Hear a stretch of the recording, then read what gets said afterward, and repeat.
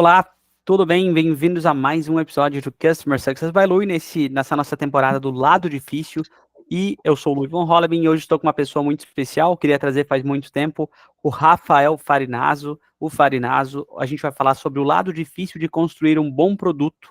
Ele é CEO da PM3, muitos de vocês conhecem, investidor anjo, pai de 2 crianças, super especialista em produto. E eu vou começar, antes da apresentação, com uma pergunta apimentada.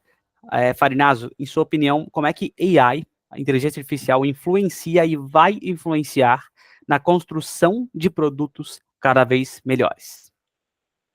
Excelente, começamos com uma fácil, né? Primeiro, obrigado pelo convite, legal estar aqui participando. Sobre AI, eu acho que, bom, apesar de já ter aí um ano e meio, né, do lançamento do ChatGPT, mesmo depois disso ainda tem muita fase de descoberta, né? A gente está quase que no começo ali na pré-história, nas cavernas da AI ainda, né? Então tem muita coisa para descobrir, é difícil fazer uma profecia, daqui a 5 anos vão ouvir esse podcast e falar, ih, errou tudo, né? Mas a gente tenta, vamos lá. Eu acho que, bom, primeiro de produtividade já é uma realidade, né? Todo mundo já está super mais produtivo aqui com AI. No caso da construção de produtos, eu acho que tem desafios e tem benefícios, né? O primeiro desafio é que AI não substitui uma boa descoberta de cliente, né? Não substitui você conversar com o cliente. Pode até te acelerar, às vezes, em fazer um roteiro de entrevista, um roteiro de pesquisa, mas ainda assim não vai substituir você chegar, o que você imagina que o cliente vai querer, a AI dificilmente vai, está muito longe ainda de chegar nesse nível, porque ela está trilhando ainda caminhos por onde todo mundo já passou, né? Então, o que é uma inteligência artificial? No caso do LLM, né? Falando do ChatGPT especificamente, é alguém que, vamos dizer assim, leu todos os livros e todas as páginas da internet, né? E está criando conteúdo a partir de tudo que aprendeu. Só que a maioria das coisas que foram criadas do zero, né, foram passos além de tudo que já se tinha, né? Toda descoberta, toda inovação, toda novidade que aconteceu na ciência foi um passo além do que já existia, né? O Einstein, ele trouxe algo novo, ele não trouxe assim, ó, com base em tudo que já falaram, vou falar uma coisa aqui. Não, ele falou, ó, algumas das coisas que já falaram, esquece, porque o negócio é novo aqui, ó, né? E eu acho que muitas das coisas que a gente está fazendo de produto vão para esse caminho. Por outro lado, muitas vezes a gente vê em produto a gente refazendo um caminho de outros produtos de sucesso que já trilharam, que já fizeram, e você está começando vou começar com Product-Led Growth. Você vai começar do zero na sua empresa? Já tem um monte de gente que já fez isso. Então, o seu começo ali não vai ser igual ao Einstein, criando uma coisa nova que nunca ninguém pensou. O seu começo vai ser meio que tirando o mato alto ali. E aí você consegue ir para AI, consegue ir para especificamente ChatGPT, tô falando aqui, né? Agora, se você pensar em produtos de AI, cara, como algoritmos de recomendação, como coisas que realmente são baseadas em AI, né? Que tomam instruções e fazem para você, aí é bem diferente, né? A gente tem um produto até que eu participo mais de perto ali, né, como investidor, que é o Pacto, ele é para feedbacks em vídeo, né? Então você está dando um feedback ali, você dá uma instrução, aí já pega toda a sua instrução em áudio e já cria uma task list para a pessoa que vai receber o feedback de tudo que ela tem que fazer de alteração. Então, assim, já tem toda uma coisa que não é mais a AI, um usuário perguntando, inteligência artificial, me ajuda aqui com isso.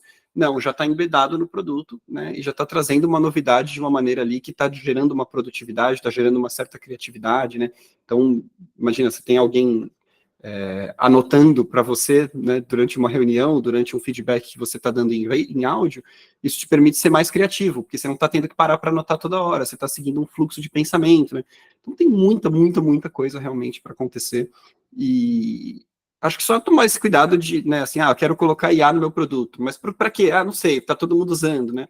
Acho que isso aí a gente tem que ter um pouco mais de cautela, né? Legal. Cara, ótimo início, muito bacana. E, enfim, eu queria perguntar, né, pedir desculpa para você se apresentar, tanto falando de carreira, assim, e até falando sobre a PM3, assim, para quem não conhece também, e quem é você fora do trabalho, além dessa apresentação mais formal. Legal. Cara, fora do trabalho é o mais fácil, né? Ocupo alguns papéis aqui, né? Eu sou pai de 2 crianças, né? Um hoje está com praticamente 8 anos e o outro 4 anos. Casado aqui, moro aqui em Florianópolis já há mais de 10. E corintiano, né? Também eu me define um pouco, de certa forma. Eu gosto de música, sou músico amador aqui, tenho em casa um piano, um violão, um baixo, gosto bastante de tocar.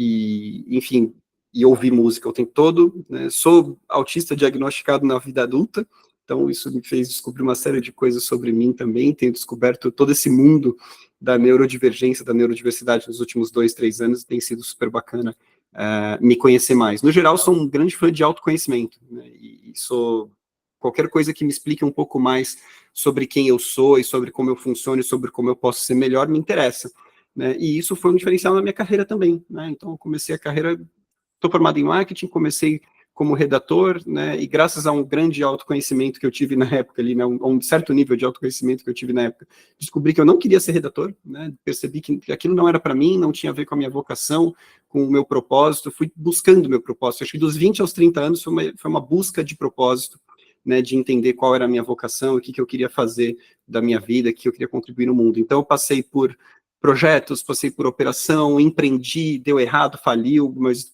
entrei em tech, comecei a trabalhar com tecnologia, sei lá, tinha uns 26 já, e por aí vai, e até que eu me encontrei ali na parte de produtos e negócios, né, então passei por RD Station, onde a gente trabalhou junto, depois como liderança de produto pela Involves, pela Sherpa, Betterfly, Único, até chegar aqui na PM3, e em paralelo sempre tive ali uma carreira, né, uma trilha em paralela de ensino, então fui um dos primeiros instrutores também da PM3, toda hora estou dando palestra aí, quando me chamam, se eu tiver agenda eu vou, workshop, mentoria, aí comecei, claro, a monetizar isso de alguma forma, né, como advisor, dando algumas mentorias para a empresa, consultoria, e que me permitiu chegar hoje numa condição até de fazer investimento anjo, que é uma forma também de transferir conhecimento, né? Então, geralmente eu não faço investimento em empresa que eu sinto que eu não posso aportar nada além do dinheiro. Eu sempre faço, não, se eu puder ajudá-los com o meu conhecimento, aí eu entro também para estar perto.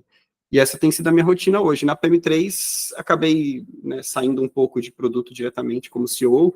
Hoje eu estou com cursos, comunidade, eventos, product engagement, product marketing, tem algumas áreas comigo ali, e é um papel muito mais de entender como que a gente formata as nossas ofertas de conhecimento e networking, né? Então, a pessoa que procura a PM3, geralmente, ela quer evoluir na carreira, e a gente sabe que a gente tem 2 subjobs to be done ali de evolução de carreira, que é aprender e fazer networking. Então, o meu papel hoje está muito em como que eu formato aqui os nossos produtos que ajudam a conhecimento e networking, e como que eu também, numa camada abaixo disso, crio gatilhos de engajamento, né? E garanto que essa pessoa conclua o curso, né? Para a gente tem coisa mais triste na PM3 que a pessoa só comprar o curso e não fazer.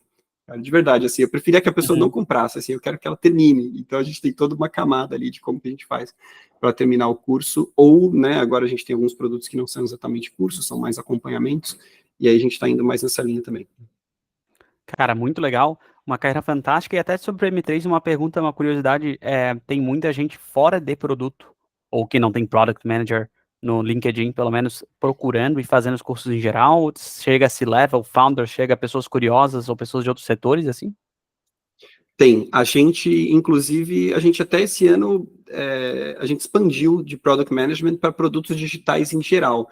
Então, a gente tem curso de design, tem curso de analista de dados, tem cursos de todo mundo que a gente diz que é a escola para quem pensa e faz produto. Então, se o seu trabalho toca, né, se as decisões que você toma no dia a dia da sua vida influenciam os rumos do produto, se é assim que você entrega resultado para a empresa, influenciando os rumos do produto, mexendo no produto de alguma maneira, então a PM3 é para você, né? Então a gente tem visto sim, o pessoal já tinha, tá? Designers, agilistas e analistas de dados já eram um público que contratava a PM3, muitas vezes que entrava para a PM3 para aprender Product Management.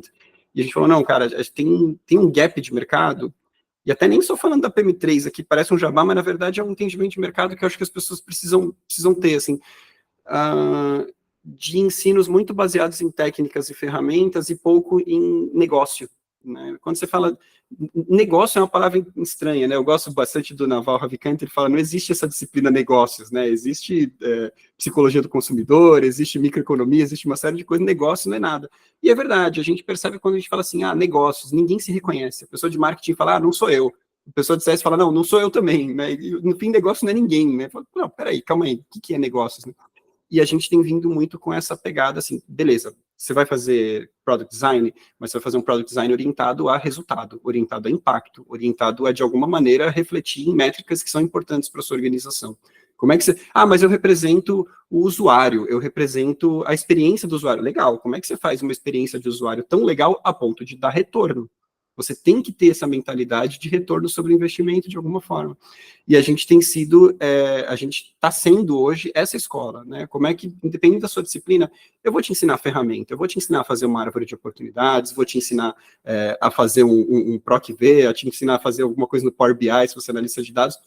Mas como é que você faz o gráfico bonito no Power BI usando o melhor da ferramenta, mas também entregando para uma diretoria e falando assim, ó, eu fiz isso aqui, descobri esse insight, acho que a gente deveria considerar essa possibilidade. Pô, aí você fez o seu trabalho, né? Aí você fez o seu trabalho orientado a negócio, essa palavra coringa, né? Você fez o seu trabalho orientado a negócio. Perfeito, cara. Faz total sentido. E até sobre esse ponto até de outras pessoas dessa área de negócios, muito a gente fala que CS, né, que muito desse público que está ouvindo também, ele pode ajudar a construir um bom produto. Tu já viu muitas operações, já trabalhou em diversas delas, mentora e agora dá aula, vê né, essa esteira de produto na frente de vocês o dia inteiro. Nas melhores operações que tu já esteve, como é que você faz essa coisa fluir de CS ajudar a construir produtos? Pois é, o meu primeiro contato com o CS foi lá na RD, né, em 2015, e achei super bacana a operação. Eu tinha vindo de agência de publicidade uns 3, 4 anos antes, né, trabalhava em agência, e aí associei muito ao atendimento da agência, né, e o pessoal da RD falou, não, cara, não é isso, né, não é a mesma coisa, calma, né, e aí fui mudando essa mentalidade de entender que realmente não era a mesma coisa, e conheci a operação. E ali, naquela época, eu lembro até que eu tive algumas dúvidas, assim, falei, pô, por exemplo, né, por que churn é uma coisa tão cobrada de CS e pouco cobrada de produto? Né? Por que tá todo mundo falando, não, porque a métrica, o OKR de CS é churn e tal? Eu falo, não, esse OKR devia estar aqui, né, porque a gente também tem que fazer um monte de coisas. E acho que no começo, ali, né, 15, 16, mais ou menos, foram 2 anos que eu sentia que as operações ainda estavam um pouco afastadas, né, um pouco... a operação em si, né? Não digo nem a operação, eu acho que as metas, os OKRs não estavam convergindo, e aí automaticamente, se você coloca uma meta para uma área, uma meta para outra, e elas não convergem, você não está alinhando os incentivos para que elas trabalhem juntas, né? E acho que, eu lembro que tinha uma época, pelo menos, não sei em CS, mas em produto, tinha a preocupação de assim, mas se a gente colocar um OKR em conjunto, a gente nem vai saber o que deu certo, quem bateu esse OKR e tudo mais, eu pensando, cara, não é muito importante, o importante é bater o OKR e a empresa crescer, né? E ali eu vi, a partir de 2017, uma sinergia maior, assim, alguns projetos cross, algumas coisas da gente trabalhando junto, revendo alguns playbooks de CS com base em evoluções do produto, revendo o roadmap de produto com base em dores que o time de CS trazia para a gente. E o que eu tenho visto hoje, uma pessoa de fora de CS, tá? Eu não sou CS, mas o que eu tenho visto hoje de fora de CS, conversando com algumas pessoas da área e vendo até a operação que a gente tem aqui dentro, é o CS cada vez mais com olhar de growth, né? Cada vez mais com o olhar de encontrar alavancas de crescimento, experimentar e explorar alavancas de crescimento.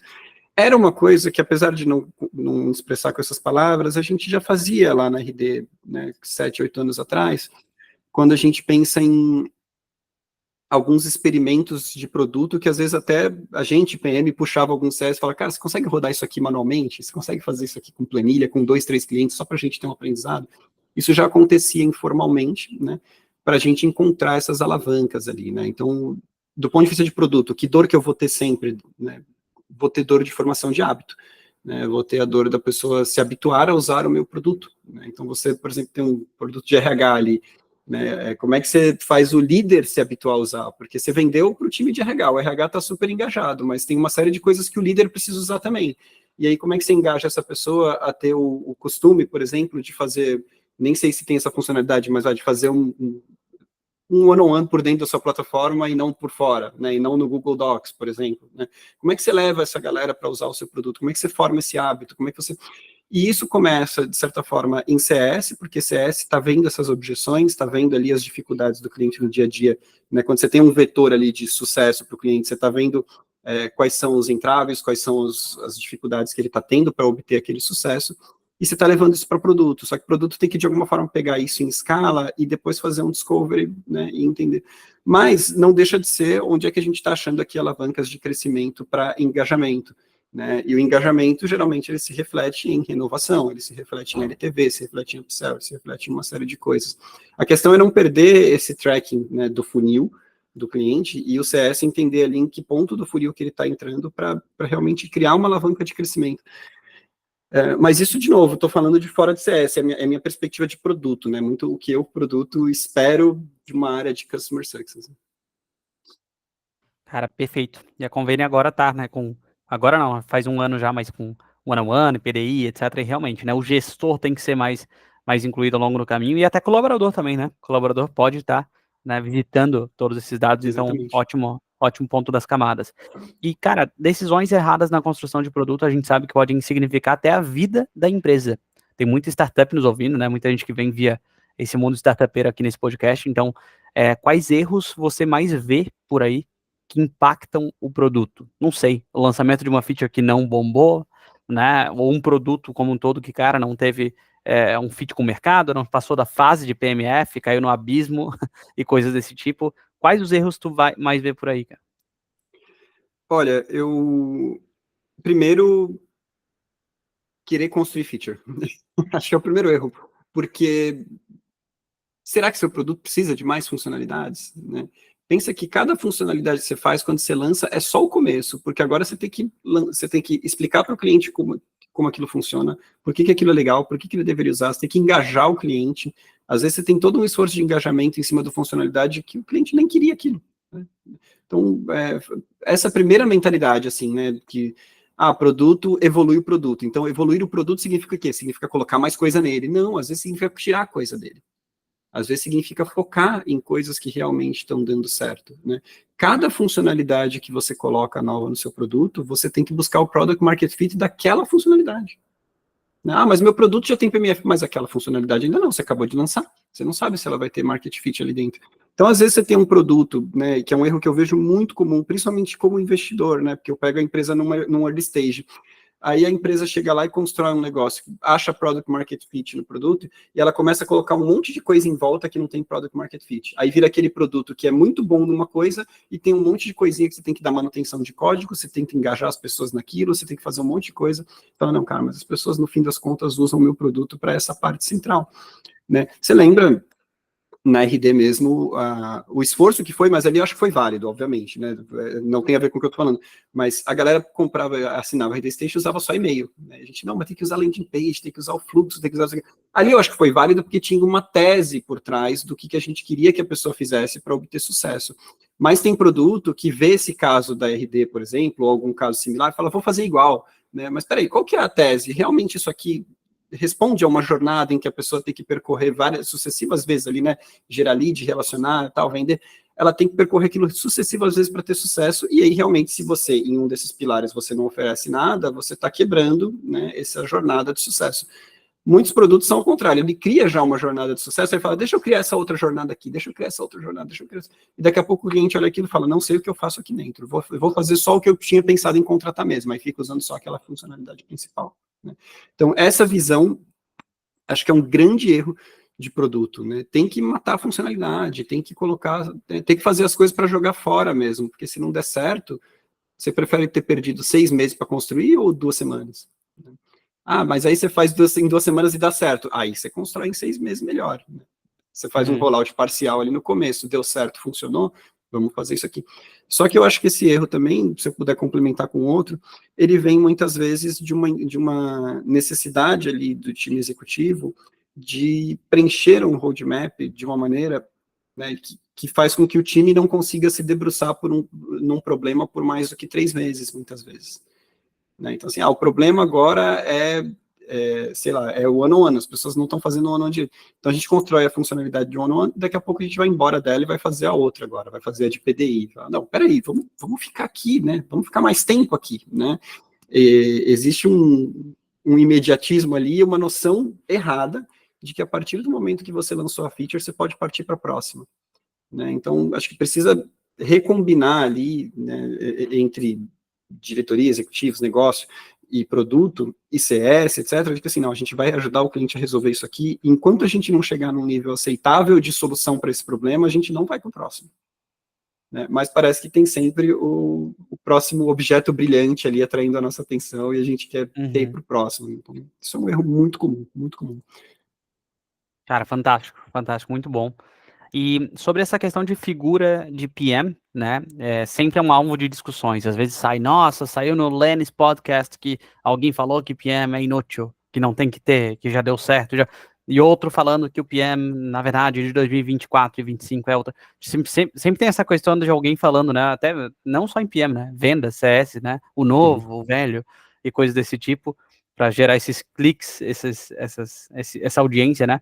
E quais os recados tu daria para esse povo que quer se tornar PM ou novos PMs em si, ainda sem vistos, para conseguir impactar os negócios? Quais frameworks você fala, cara, isso aqui é atemporal, independente dessas das modas do que o povo fala e desses buzz, assim, isso daqui sempre dá certo. ROI sempre dá certo, cara. Retorno sobre investimento. Sempre vai dar certo. Se você pensar quanto tempo você vai investir naquilo, né? Ah, mas eu não tenho o salário das pessoas do meu time. Você tem alguma noção, você pode calcular em tempo, em semanas, etc. Quanto tempo eu vou investir nisso e quanto de retorno eu acredito que isso vai trazer, sempre vai dar certo. Ah, mas eu tô num SaaS, eu faço uma funcionalidade que já vai estar inclusa no plano e não vai fazer sentido nenhum, né? Depois eu não vou conseguir calcular em dinheiro quanto que isso volta. Tá, você consegue calcular em engajamento? Você consegue calcular qual percentual da base você acredita que vai adotar e engajar no seu produto? Esse percentual, você está apostando que ele vai ter uma renovação maior? Você está apostando que ele vai ter um upsell? Você está apostando, né?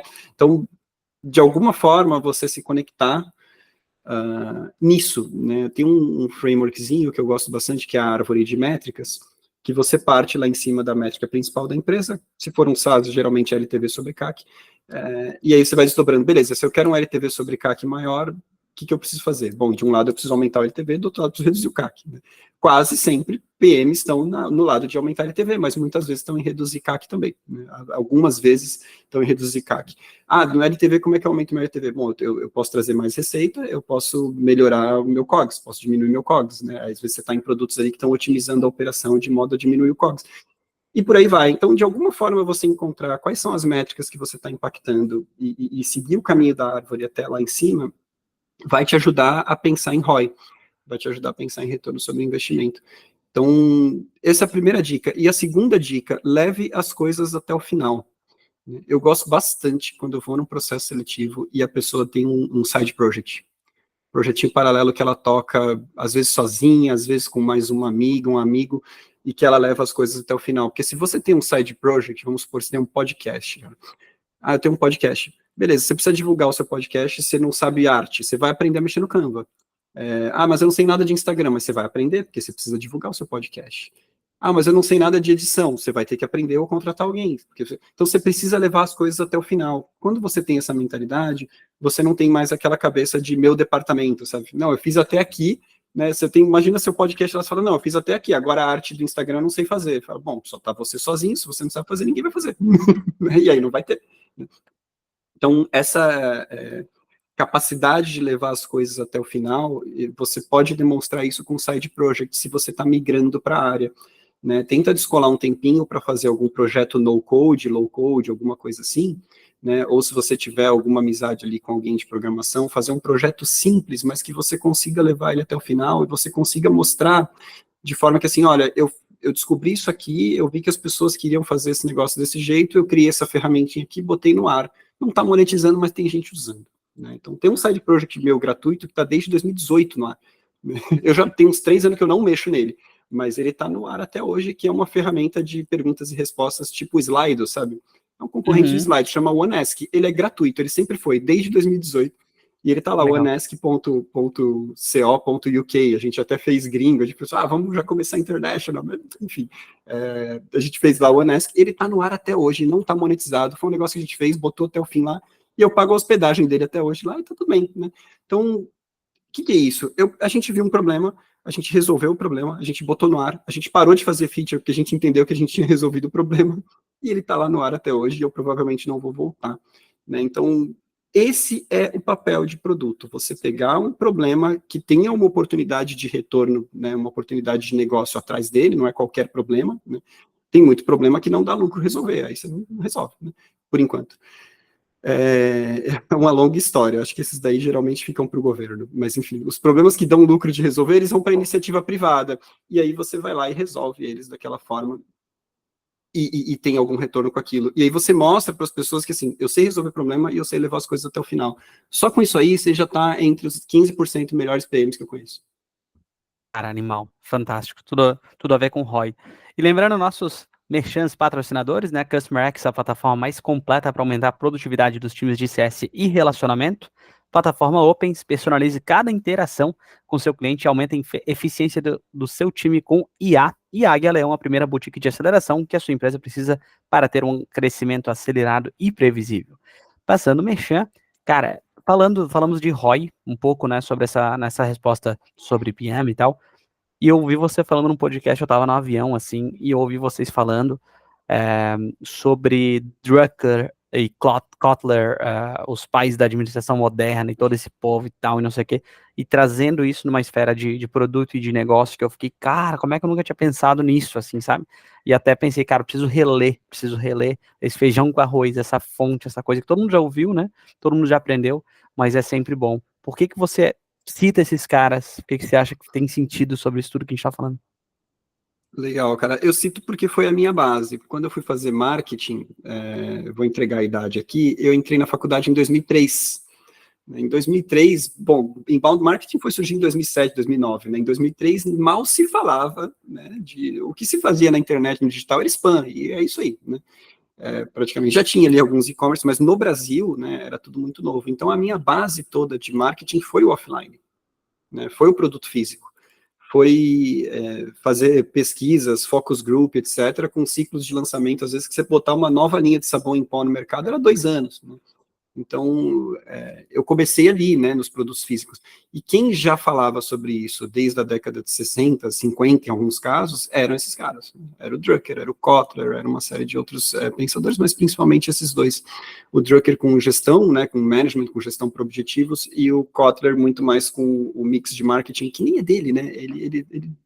Os 4Ps lá, ele virou o pai adotivo, né? Mas eu até esqueci o nome do outro cara que surgiu ali com o marketing mix. Esses dois, cara, tem quase tudo que a gente faz hoje é uma releitura daquilo ali, né? Então você vê o Drucker com Management by Objectives, né? Gestão por objetivos. Você olha aquilo, você vai ler hoje o livro do Drucker, você vai falar, isso aqui é mais do mesmo, já tem o OKR. Mas o OKR veio depois, né? O MBO veio antes. O OKR só existe porque o Drucker chegou lá e falou, e se a gente começasse a fazer gestão por objetivos? A gente define um objetivo e a gente reúne os recursos necessários que vão convergir para todo mundo atingir aquele objetivo. E isso, na hora que ele falou, ninguém nunca tinha pensado antes, né? Então, e se você for ver, até hoje, o OKR ainda é uma releitura do MBO, né? Então, claro, é difícil dizer assim, mas precisava ter criado o OKR porque se a gente já tinha MBO, é difícil dizer, né? Porque acho que os MBOs eram objetivos anuais, ele não entrou nesse mérito ali da transparência para as áreas, de que uma área tem que, de transparência e alinhamento, que são os dois pilares ali do OKR e tudo mais. Mas vale a pena você conhecer os clássicos, né? E o Kotler é a mesma coisa, quando você está falando dos 4Ps de marketing, um dos Ps é produto. Então, eu lembro até quando eu estava trabalhando ainda como PO, as pessoas falavam, você mudou de área então, você não está mais no marketing? Eu falei, não, eu estou mais no marketing do que nunca. Eu estou fazendo um dos 4Ps, cara. Pô, como assim eu não estou no marketing? É claro que né, se você pensar em organizações contemporâneas, não faz muito sentido product management e design, etc., estarem abaixo do marketing, né? Faz muito mais sentido você ter uma diretoria para isso, paralela ao marketing. O marketing, na maioria das empresas que eu conheço hoje, startups, etc., ele acabou virando muito mais geração de demanda e canalização de demanda, né? E captação de demanda. E o produto acabou sendo, enfim, o core do negócio, né? Mas não deixa de ser, de alguma forma, um dos 4Ps, né? Não vejo sentido estar abaixo, mas não deixa de ser um dos 4Ps. E aí, quando você vai ler esses caras, talvez hoje, né, se você for ler Kotler, Drucker da época, você vai falar assim, mas tudo isso aqui eu já sei. Mas você só sabe porque eles começaram a falar disso aqui, e de alguma forma que chegou para você foi 5 gerações depois. Né? A pessoa que está te ensinando hoje aprendeu com alguém, que aprendeu com alguém, que aprendeu com o Kotler. Então, quando você volta nos clássicos, eu acho que eles têm um um benefício, vamos dizer assim, né, uma coisa mágica de todo livro clássico, não só de administração, mas na literatura, na poesia, que é te transportar para um momento em que aquilo estava sendo pensado. É quase como se você tivesse, né, se o livro é bem escrito, principalmente, é como se a pessoa estivesse ali do seu lado pensando em voz alta junto com você e você estivesse criando aquilo com ela. E você fala assim, então a base vem daqui.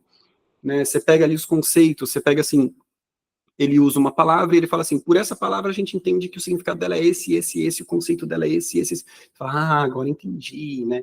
Eu citei aqui Job Should Be Done, que é um conceito do Clayton Christensen, que é de que você contrata os produtos para que eles desenvolvam trabalhos no seu lugar, né? Coisas que você não consegue fazer bem ou não consegue fazer de maneira alguma, você contrata um produto para que ele faça isso aí para você. E aí esse conceito fala, beleza, todo mundo falou de Job Should Be Done, você já viu um monte de palestras sobre Job Should Be Done, mas quando você vai ler o livro do Clayton Christensen, ele fala assim, tem duas coisas importantes que todo job tem que ter. Né, um esforço por um progresso e uma circunstância específica. E aí ele dá alguns exemplos de esforço por progresso e de circunstância específica. E aí ele fala alguns aspectos de job, etc., que estão lá no livro, que acabam não indo para as palestras das pessoas que leram os livros. E aí você perde isso quando você não vai no original, quando você vai no clássico. Quando você não vai na pessoa que criou aquele negócio e falou assim, não, eu estou criando com esse significado aqui. Né? E isso é verdade para outras ciências também, mas especificamente em administração e marketing e inovação, você precisa entender o que a pessoa que criou queria dizer com aquele conceito, com aquele nome, com aquelas palavras, porque isso não chega até você se você só consumir palestra de quem leu o livro do outro autor que leu o livro do outro. Não chega em você, você tem que ir lá na fonte. Cara, animal. É uma definição fantástica de livros, né, que eu concordo completamente. E às vezes até não vai chegar também de outras maneiras, né? Uma palestra específica de meia hora ou stories rápidos e etc. Essa dopamina, essa chuva de dopamina que o Naval Ravikant também fala, né? Muitas vezes a gente lê uma frase, nossa, saquei Kotler, né? Peraí, vai até a base, vai até o livro. E outro cara, num podcast que eu tô gostando bastante de ouvir, How I Write, né? Como eu escrevo, de um doutor famoso aí, um médico famoso, que ele falou, tudo pode virar framework. Tipo assim, num livro, ele tava falando sobre o livro dele e tal, deve fazer, pô, no meu livro de CS faltou um pouco. Faltou criar frameworks que eu possa trazer essa base, né, esse feijão com arroz, e a galera revisitar. Onboarding é isso, né? Eu senti falta disso também. Mas, cara, animal. E um pitaco agora seu, né? Eu sei que você conhece, né, esse universo de CS, mas não é de CS, mas, né, tem total relação. CS vai ajudar, no fim das contas, o cliente a desenvolver, a melhorar, né, enfim, evoluir dentro do produto em si. Cara, em 2015, CS era diferencial. RD, quando a gente tava lá, era, cara, tem CS. Conta Azul, não sei se Nelway, Rock Content, esse povo tem Customer Success, meu Deus, isso era um grande diferencial. Hoje, pelo menos no meu universo B2B, tech e tal, CS é quase commodity, assim. Eu vi, assim, no LinkedIn, recentemente, 79 mil pessoas se autodeclaram Customer Success de alguma maneira no LinkedIn, tirando outras denominações que a gente não tem, ou pessoas que nem estão no LinkedIn, por exemplo. Então, todo mundo tem CS, né, em B2B, tech, a maioria das empresas tem, ou pelo menos tem esse nome, melhor dizendo, né? Como é que você vê o papel de CS do futuro, até com essa onda de AI, etc. Como é que você vê isso, assim? Legal. Eu acho, bom, vamos lá. Hoje, um dos principais desafios que a gente tem aqui é como, do ponto de vista de engajamento, vou deixar mais claro aqui, vamos falar de CS B2C, por exemplo, que é o meu caso aqui. Eu vendo eu sou uma escola, né? Então eu vendo ensino, eu vendo avanço de carreira, eu vendo crescimento. Só que muitas vezes, assim como na academia, né, na analogia do personal trainer, a pessoa está ali e ela precisa de um personal trainer, ela precisa de alguém que ajude ela a destravar, que ajude ela a engajar, que crie um certo compromisso com ela. Muito similar ao que, para quem fez faculdade aí, teve essa oportunidade, a um monitor de uma disciplina, né? Então você vai lá, o professor, às vezes, ele tem um monitor, né, que, assim, que é um aluno, às vezes, de um último ano, alguma coisa assim. E você vai lá e muitas vezes o monitor ele é um pouco do seu CS ali, né? Ele não é um mentor, ele não é o professor, né? Ele não é a pessoa que está te ensinando, mas muitas vezes ele está dando os caminhos, falando, ó, vai por aqui, ó, nesse trabalho aqui especificamente, pô, não perde tempo com isso, faz dessa forma e tal. Assim. Não é um CS, porque ele não tem ali exatamente um playbook certo, né? Ele é muito improvisado muitas vezes, mas é um proto-CS. Então, a nossa dúvida hoje aqui é como que a gente incorpora esses papéis de CS no B2C. né, de uma maneira escalável, né, porque, de novo, o problema existe e ele merece ser resolvido. Agora, eu consigo fazer isso sem torrar dinheiro e nunca mais ter retorno, né, então eu preciso também transformar esse problema numa oportunidade de negócio. Eu acredito que o futuro do CS é, com essas ferramentas todas que a gente tem de produtividade, talvez a gente consiga usar Customer Success em mercados onde ele não se pagava antes, e talvez ele comece a se pagar hoje. Né? E aí, o céu é o limite, né? Porque a gente pode ver, por exemplo, mais a figura de CS no B2C. Por que não? A gente sempre falava, né? Não, o CS no B2C não escala, uma pessoa vai atender poucos clientes, geralmente o ticket do B2C é baixo, você não consegue ter a figura do CS no B2C. Né? Não de maneira escalável, pelo menos. Mas e se a gente conseguisse agora, com ferramenta, escalar de certa forma, ou escalar, às vezes, o low touch já tem, né, no B2C, o low touch ou o tech touch, vamos dizer assim, já tem, porque são as ferramentas de engajamento, são as ferramentas de formação de hábitos, são as ferramentas de produto, muitas vezes.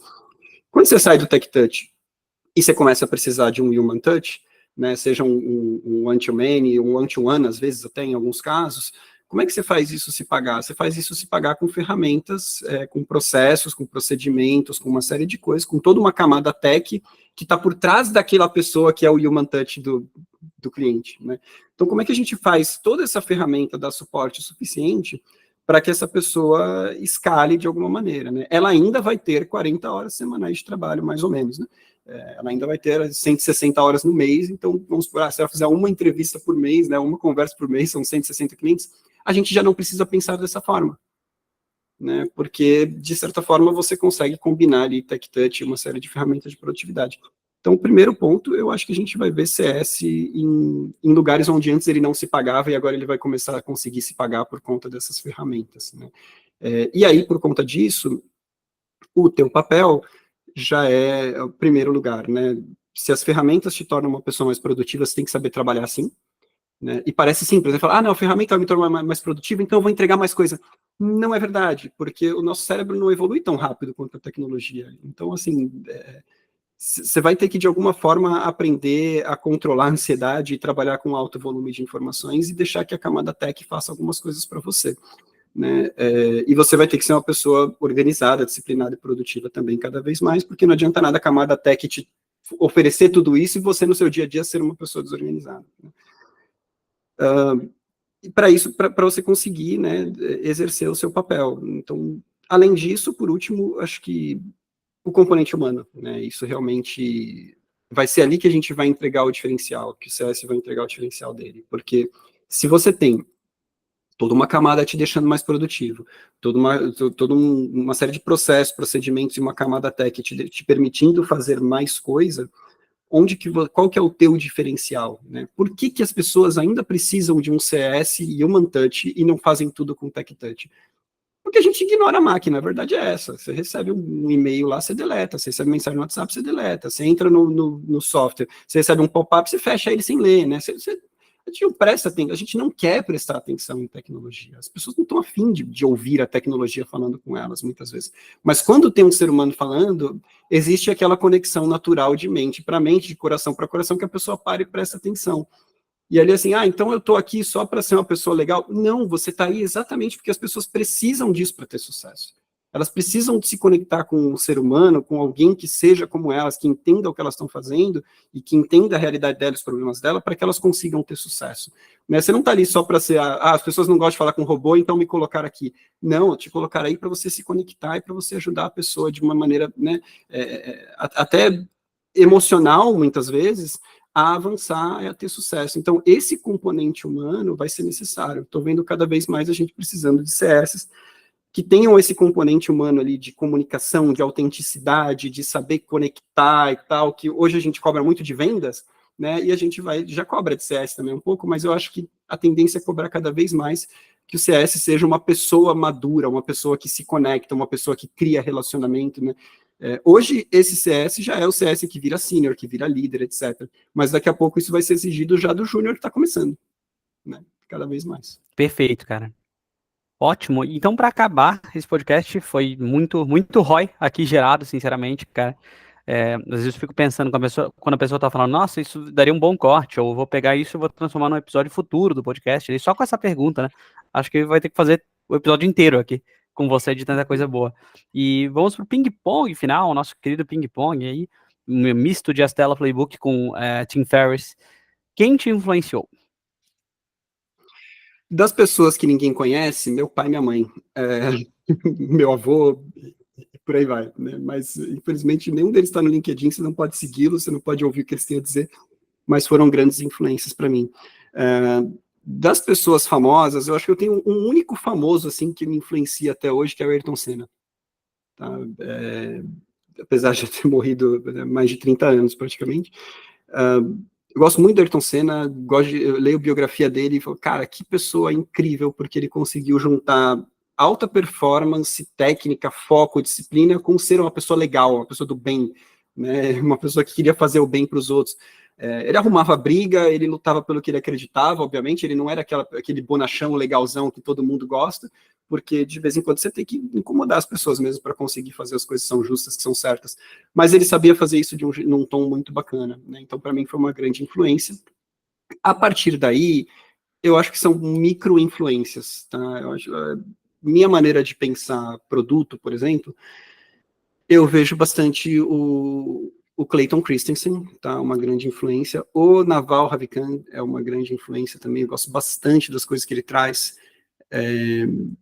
Acho que esses dois de contemporâneos são os mais, assim, né? De vida, tem o meu pensador favorito chama Carlos Bernardo Gonzalez Pecotti, né? Ele tem todos os livros dele são excelentes, eu acho maravilhoso.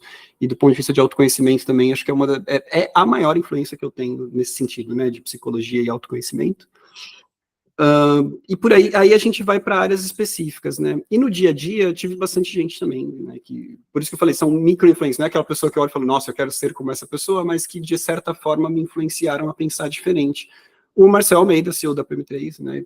Que também é um amigo pessoal aí há uns 10 anos, é uma pessoa que me influencia bastante. Ele traz uma maneira de pensar que muitas vezes é bem diferente da minha, mas que eu vejo muito sentido no que ele traz ali. Eu falo, cara, eu não preciso ser igual a ele, mas isso que ele está trazendo eu consigo incorporar porque faz sentido para mim, né? Tive boas lideranças ali, o César na Sherpa, né, tive o próprio Diego no RD, uma pessoa que me influenciou bastante ali e tenho contato com ele até hoje, né, o Diego Pereira. Os amigos que eu fiz ali, o Spengler, o Sérgio, enfim, são pessoas que até hoje me influenciam. A galera da RD ali, que a gente tem contato ainda no grupo, cara, eu aprendo muita coisa ali. Então, acho que quando você aprende com os outros, Pô, desculpa, cara, era um ping-pong e eu me alonguei pra caramba. Nos outros eu vou ter mais disciplina. Imagina. Sem problema, cara. Muito massa, muito completo. Sobre cena, trazendo esse ponto, fui procurar um livro no Kindle, etc. Não consegui achar. E achei uma revista Caras, para quem assina aquele Kindle Unlimited, né? E a revista Caras tinha fotos do Senna, como se estivesse no armário dele, pegando o álbum um a um, fotos coloridas, até algumas refeitas, cara. Uma revista Caras que não é nem nova, mas eles relançaram em geral. Cara, vale muito a pena. Pena que não dá pra ver pelo Kindle, mas abrindo o aplicativo no celular, ficou fantástico assim ver. Dá pra ler com gosto. Qual livro você mais recomendou e por quê?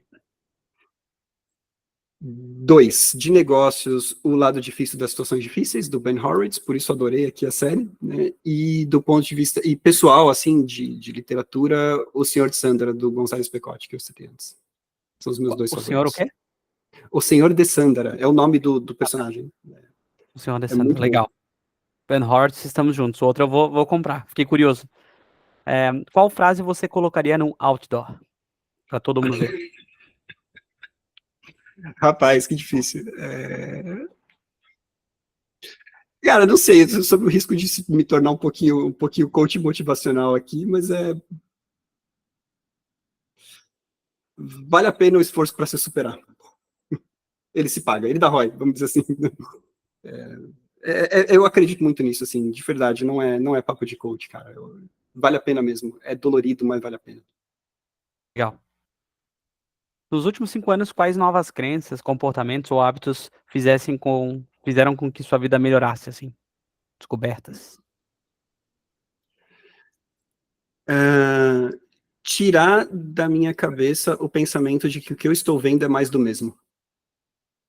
Então, quanto mais especialista você se torna, melhor você fica em perceber nuances de coisas que para um leigo parece a mesma coisa, mas para o especialista você consegue ver detalhes que você não tinha visto antes. Então, tirada totalmente da minha cabeça, tipo, eu já ouvi isso, é mais do mesmo, não trouxe nada de novo. Presta atenção, pode ser que não tenha nada de novo mesmo, mas quase sempre tem. Cara, animal. Ótimo ponto.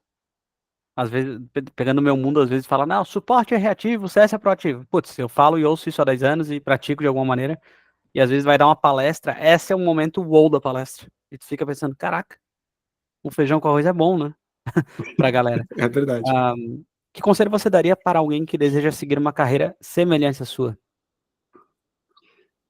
Acho que talvez, sendo repetitivo, aqueles dois que eu falei ali, né, de se orientar resultado para investimento, resultado sobre investimento e levar as coisas até o final.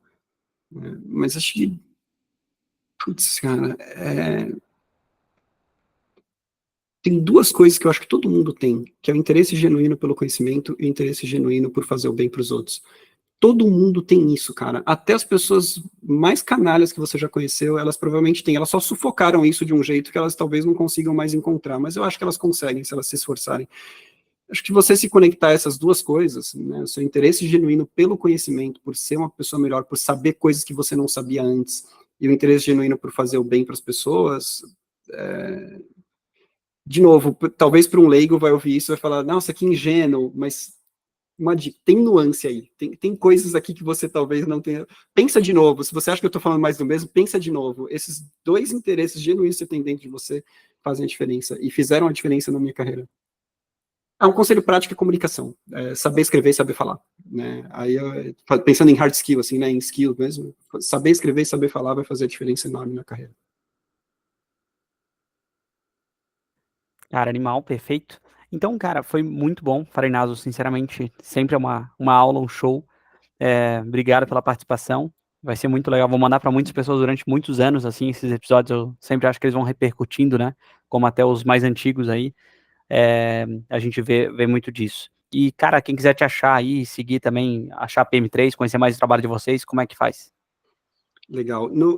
Cara, praticamente LinkedIn, né? Pode me procurar ali, Rafael Farinazzo.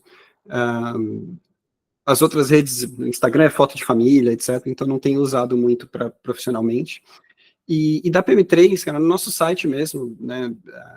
pm3.com.br, né? Hoje ele é cursos PM3, mas a gente vai migrar em breve para pm3.com.br.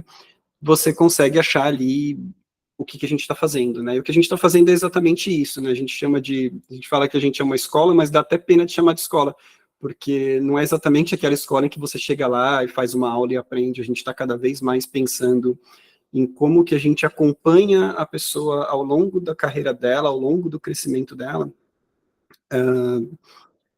para ajudar sempre a dar o próximo passo, né? Não só em termos de senioridade, mas em termos de profundidade também.